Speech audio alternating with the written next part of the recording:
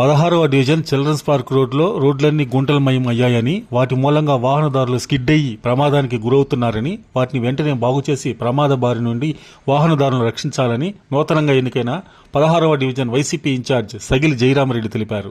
అదేవిధంగా ఆదిత్య కాలేజీ సమీపంలో రోడ్డు కట్టవడం వల్ల బండి స్కిడ్ అయ్యి ఒక వ్యక్తి పడిపోవడంతో వెనుక నుండి లారీ వచ్చి ప్రమాదానికి గురై ఆసుపత్రికి చేరేలోగా అతను మరణించడం జరిగిందని, అధికారులు ఇకనైనా ఈ రోడ్డు ప్రమాదాలు జరగకుండా తగు జాగ్రత్తలు తీసుకోవాలని సగిలి జయరామరెడ్డి అధికారులను కోరారు.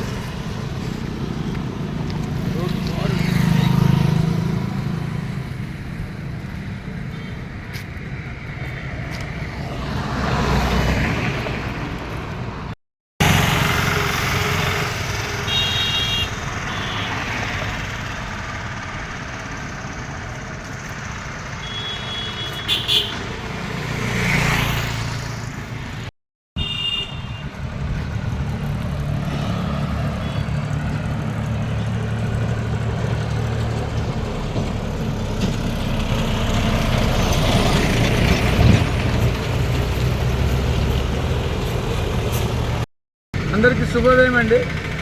ఇక్కడ ఇవాళ 16వ వార్డుకి సంబంధించి చిల్డ్రన్స్ పార్క్ మెయిన్ రోడ్లో కొన్ని సమస్యలు గుర్తించాము. నేను 16వ వార్డు వైఎస్ఆర్సీపీ ఇన్ఛార్జిని. అయితే ఈ సమస్య గత 2 సంవత్సరాలుగా అలాగే ఉంది.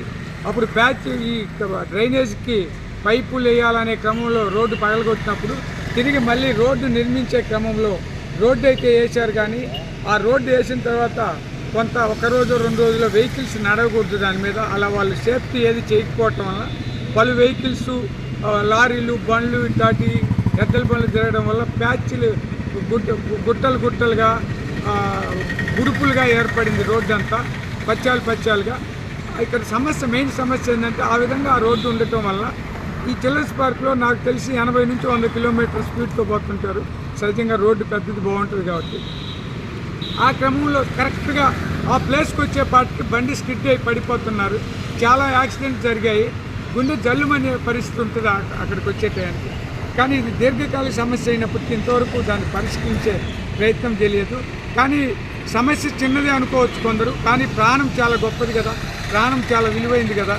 ఒక గులకరాయి మీద బండి స్కిడ్ అయితే పడితే ప్రాణం పోద్ది.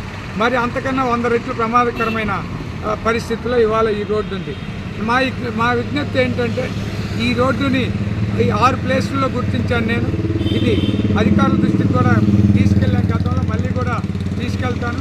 అలాగే స్థానిక అధికార పార్టీ నాయకులు, కార్పొరేటర్లు కానీ ఎవరైతే ఉన్నారో వాళ్ళు ఈ సమస్యను ఇమీడియట్గా గుర్తించి సాల్వ్ చేసి మరొక యాక్సిడెంట్ కూడా ఈ రోడ్లో జరగకుండా చూడవలసిందిగా వార్డు ప్రజల తరఫున విజ్ఞప్తి చేసుకుంటున్నాను.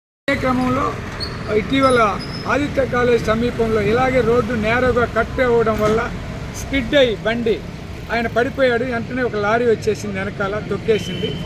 ఆయన అక్కడ నుంచి హాస్పిటల్ లిఫ్ట్ చేశాము, చనిపోయాడు. ఈలోపు ఆయన ఇక్కడ మన సమీపము అపోలో హాస్పిటల్ ఎదురుగా ఉండే కాలనీలో ఉండే ఆయన మరి ఇలాగ ఎన్నో కాళ్ళు చేతులు ఇరిగిన సందర్భాలు చాలా ఉన్నాయి. బీభత్సంగా భయపడిపోయిన పరిస్థితులు కూడా చాలా ఉన్నాయి. కాబట్టి అధికారులకు మా విజ్ఞప్తి, త్వరగా ఇది క్లియర్ చేసి ఈ రోడ్డుని ఆ ప్యాచ్ వర్క్లు చేసి ఇక్కడ ఈ రోడ్లో వాస్తవంగా ఏంటంటే ఈ ప్రాంతం వాళ్ళే కాదు, కొన్ని వేల మంది రోజుకు ఇటు హైవేకి ఎక్కుతుంటారు, హైవే నుంచి మళ్ళీ టౌన్లోకి వస్తుంటారు. వాళ్ళందరికీ సంబంధించిన సమస్య కాబట్టి మేము అధికారుల దృష్టికి తీసుకోవాలనుకుంటున్నాం. Thank you.